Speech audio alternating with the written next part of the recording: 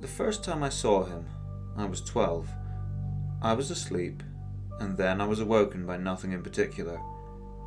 I looked up from my bed and saw him, a frail man with boyish proportions, hunched over in the corner of my room. I could see his spine protruding, casting shadows on his back in the darkness. His head was comically large. He turned to face me. "Hello, my name is Sundance, and I am the sun." A rasping voice echoed throughout the darkness. His words were low, croaky, and in whispering tones. I focused on his face, that great, round yellow disc. With unmoving lips and unblinking eyes, Sundance smiled. A permanent stare and a permanent smile. From that yellow face, 8 beams burst. Golden, twisting metallic spikes shot out individually, clockwise around Sundance's face. I screamed, and I woke up again. It was morning, and I was in my bed. Sundance was nowhere to be seen. I felt safe, knowing it was just a dream. But then he came the next night, and the next night, and the next. Despite his unnerving appearance, I became less afraid of Sundance. He would always greet me in the same way. "Hello, my name is Sundance, and I am the sun." One night, after I had completely grown used to his appearances, I spoke to Sundance. It was a warm night in the summer holidays. I remember being too warm to get under the covers, but doing so anyway because I felt exposed. When I woke up, Sundance was in his usual spot. "Hello," he began. "My name is Sundance, and I am the sun." "Hi, Sundance. I'm Joe." "Hello, Joe." Sundance straightened with a creak. His metal lips smiled. His vacant eyes stared. "I'm a little cold, Joe." "Oh, are you? It's really warm, though," I said. "May I lay next to you?" He gestured to my bed. The bed is quite small," I said. "Oh, don't fear, Joe." Sundance took a few steps towards me. "I shan't take up much room." He slithered into the bed next to me. He sat up straight, wrapping the blanket over his shirtless body. His bones poked into my skin as he nudged himself closer to me. He was cold. Fingers traced along my arm. His nails jagged, sharp. In the morning, I woke pressed against the wall. I had a newfound fear of Sundance. I had grown used to his visits, but that dream had rekindled the uncomfort I felt when I saw him. I didn't see him for many nights after that, not until I was 13. When the fear of Sundance had finally faded, he returned. "Hello," Sundance said. "My name is Sundance, and I am the sun." I silently stared, watching Sundance. He looked less emaciated, though still frail. His spine was less visible upon his back. "Joe," Sundance snapped. "are you not going to converse with me?" He swiveled quickly to reveal his face, smiling, staring. Sorry, Sundance," I stuttered. "I'm cold, Joe." "I don't think I should." "Show some hospitality, Joe," Sundance interjected, his croaking voice trickling into my ears as he slid once more into my bed. That same cold skin pressed against mine. Sundance's feet poked out of the end of my covers, bare, thin. thin, crooked toes wriggled with glee as Sundance wrapped an arm around my shoulders. Yellowed toenails sat atop his writhing worms like little wax stamps. The next day at school, I found myself unable to focus. I couldn't get any of my schoolwork done. I was punished for this and sent to isolation. In isolation, one would have their belongings confiscated, being made to sit in a small room with nobody else present. I was given several worksheets and a pen. I began drawing on the back of the worksheets, as I wasn't exactly in the mood to do maths. Absent-mindedly, I doodled. As I drew many innocuous little things, I felt a sharp pain in the nape of my neck. I placed a hand at the source of the pain and felt a thin, waving, twisting metal. I jerked away and spun around to face what was behind me. "Hello," said Sundance. "My name is Sundance, and I am the sun." "Help!" I shouted. I backed away from Sundance, climbing over the tables and chairs to the front of the room. "What do you need help with, Joe?" Sundance giggled. "Get away from me! Go away!" I cried. "Someone help!" "Oh, I see." Sundance took my seat. "You need help with these pictures, don't you, Joe?" I tried to open the door, but it wouldn't move. The door didn't have a lock on it, but still it was stuck in place. I watched Sundance as he drew. He held the pen in his fist, much like a child would. He scrawled frantically, stopping to look up at me before looking back to the paper to continue scribbling.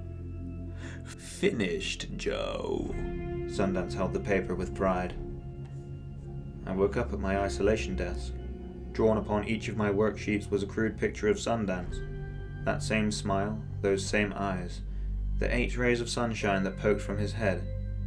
I scrunched the pieces of paper into balls and dumped them all in the waste bin in the corner of the room. I became used to being reprimanded for misbehaving over the next number of years. The constant panic I felt that Sundance would visit me loomed over me, clouding my every thought. A persistent fog in my mind, Sundance's smile was lingering in my head. I found it hard to focus, to remember things, to do much of anything. My mind would slowly drift back to that cold, wet skin and those unblinking eyes. When I was 15, I began sleeping with a knife under my pillow. I had gotten it from one of the older boys at school. "Hello." In that tone I dreaded, Sundance reveled in his own glee. "My name is Sundance, and I am the sun." "Leave me alone," I muttered under my breath, covering myself completely with the blanket. "That's not very nice, Joe." Sundance tore away my blankets. His smiling face peered down at my curled-up body. He was larger than before. He looked fuller, more radiant. I slowly reached under my pillow. Wrapping my hand around the folding knife, I flicked the blade open with my thumb. "Joe, share with me your bed." Sundance dug his jagged nails into my thigh. "No!" I shouted, and jerked towards him with the knife. My trembling hands were barely able to meet their target, but still I plunged the knife into Sundance. "Oh!" Sundance stumbled backwards, and I fell on top of him. I stabbed him, and stabbed him, and stabbed him. I kept stabbing him. With every thrust, Sundance let out a little yelp. I kept stabbing him until he stopped.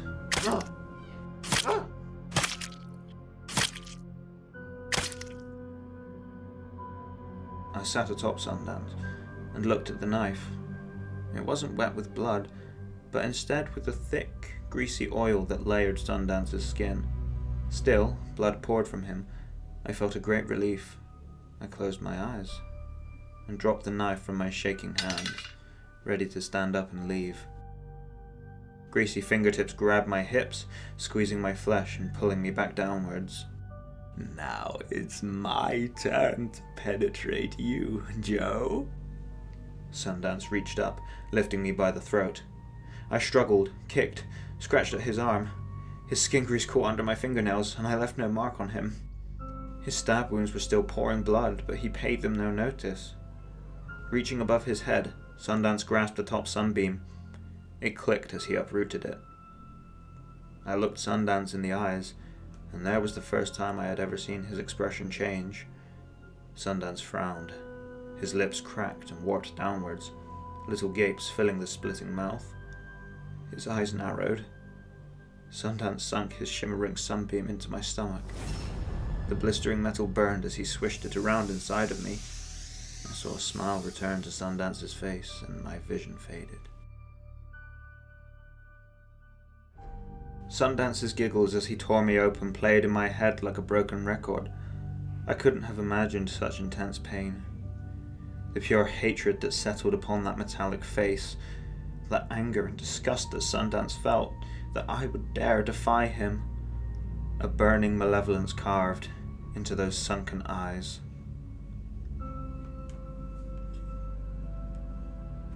I had believed myself dead, yet I was still thinking, feeling. I slowly opened my eyes, and in the blackness of the world around me, I saw a distant light. I found that I was alone, in what was seemingly a void, aside from that distant glow. Floating, I looked down at myself. My stomach was agape, and little chunks of myself floated alongside me in the black. Before I could question what was happening, I felt myself pulled towards the light. Globules formed on my skin, born of the blood that had poured from my stomach. Little red balls floated alongside me, weightless, like tiny cherries. The pull of the light became stronger, and I knew that soon I would pass the event horizon.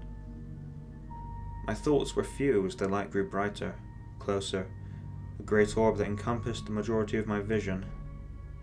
In those moments, I only held a melancholy acceptance that this was the light at the end of the tunnel so many people described. I noticed waves, indentation, spots, and other imperfections upon the light. Slowly, those imperfections shifted to the right as the great orb rotated. Hello. A booming, skull-shattering voice called from all around me.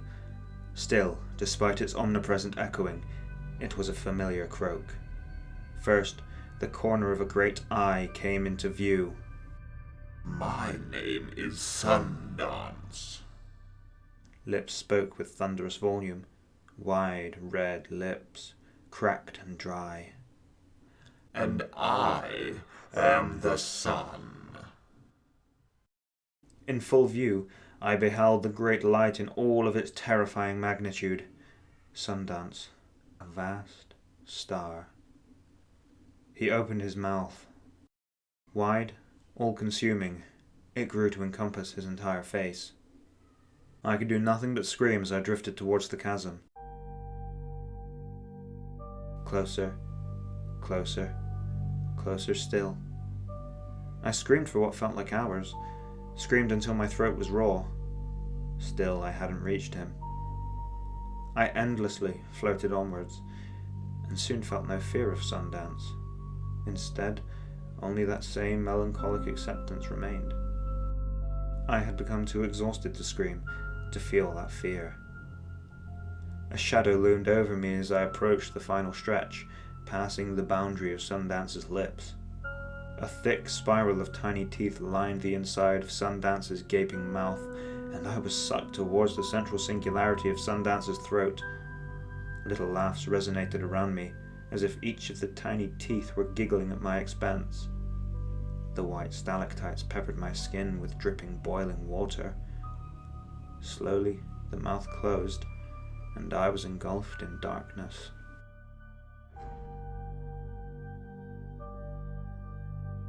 Sundance stood over my body. He was fat, gelatinous. His body wobbled as he leaned over to pick me up from the floor. Weak, dejected, I tried to struggle.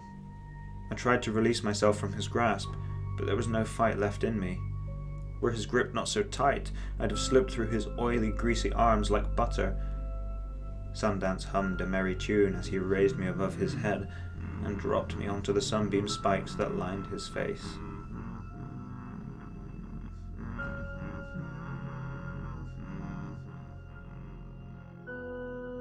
Everywhere I look, I see him. I see his rotten nails, his greasy skin. I see his eyes, and I see his face in the sky. I always feel cold. I always feel alone. I try to meet new people so that I won't be alone. I always introduce myself politely. I find myself looking for someone who will share their bed with me, just to let me warm myself up a little. It's not that I wish to impose, I'm just so cold. Perhaps one of my new little friends will speak to me soon.